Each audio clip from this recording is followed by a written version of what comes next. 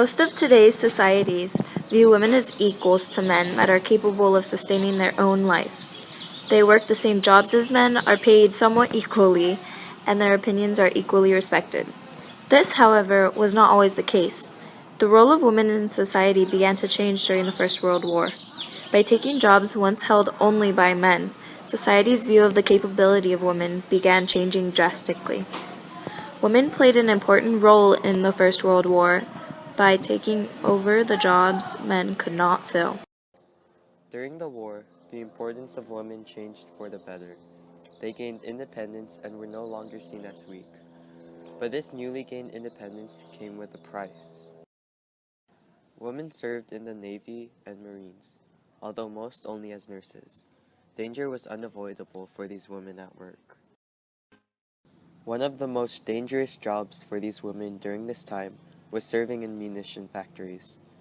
Making the explosive TNT caused yellowing of skin from poisonous chemicals and often exploded and killed many. But through all of those deaths, they were able to produce 80% of the weapons and ammunition used by the British in 1917. Women worked at home by washing, ironing, and sewing. They also worked in lace making and farm work. Outside of the house, women worked as teachers, governesses, nurses, and nannies. Women also took over the transport industry.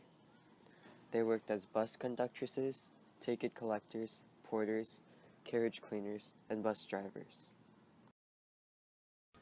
Did you know the first women police officers served during World War I? Women did many incredible things throughout the war, but they didn't act without a reason. The most prominent reason to contribute to the war cause was the desire to help win the war and the need to sustain the family in place of their fathers and husbands at war. As the total war dragged on, the lack of workers in factories became evident. This gave women a chance to not only serve the country, but to make money to support their family while men were at war. Later into the war, the need for women spread to jobs where skill was highly required, such as stenographers. This helped in the alternation of men's public opinion of women. Factories weren't the only places requiring new employees. The lack of men also affected local and government jobs that required large amounts of workers. Women were hired to serve their community as authorities and in the transportation industry.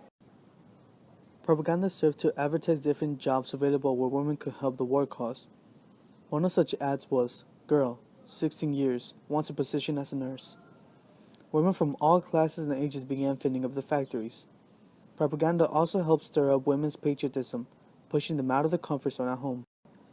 The Red Cross, made during the war to help all nations, depended greatly on the aid of women for jobs and supplies. To receive this help, the Red Cross made slogans for advertisement that were spread throughout the nations. Some of these slogans aimed towards women were, "Everyone has to be a helper," "You should aid nations in the war," "It's the patriotic duty of every man, woman, and child to join the Red Cross," and "Why wait to be asked? Be a volunteer." Women, however, were not greeted openly by the rest of the workers. Male workers openly showed hostility due to the fear of women taking their jobs and the fact that they viewed women as inferior when it came to working in factories. This treatment and the lack of equal payment caused an uproar amongst women. This led to the creation of groups hoping to create a better working condition for all women. War had a heavy toll on everyone due to the unexpected duration of the war, which led to an enormous amount of lives lost and debts collected. Despite these unfortunate circumstances, political and cultural order was transformed. After the war, it seems as though a new era was at its premise. Women were considered the heads of the household because they were the breadwinners. Meanwhile, the men were off fighting in the war.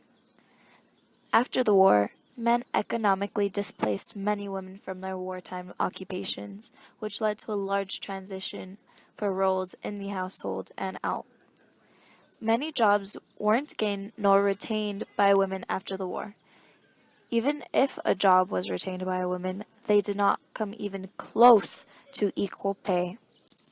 From 1914 to 1918, there was a change in fashion for middle-class women.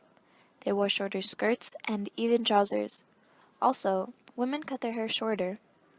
These minor changes are significant because it showed the transition of women in society and expressed the rebellion of women. After the war, everything was in desperate need for rebuilding and reconstruction. This required the combined efforts of men and women, publicly and privately.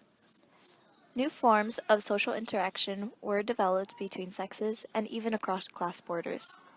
Although they were very limited, people now had the opportunity to have a voice, no matter how small. Expectations remained the same regarding domestic life. For example, marriage, bearing children, taking care of children, maintaining the household, so on and so forth. There are many notable women who contributed to the war and showed great bravery. Lena Higbee was the superintendent of the U.S. Navy Nurse Corps and was the first female to be awarded the Navy Cross for her commitment to duty during World War I. Lidney Leckrone served for the Army Nurse Corps in France and was part of a gas and shock team on the front lines of World War I. After her death, she was awarded a Silver Star, the third highest award for valor in the Army. Elsa Brandstrom went to Siberia during World War I to treat German prisoners of war with the Swedish Red Cross.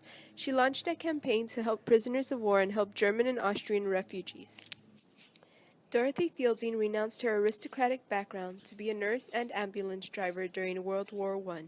She earned a French Bronze Star, a Belgian Order of Leopoldine Knight's Cross, and the English Military Medal for Bravery.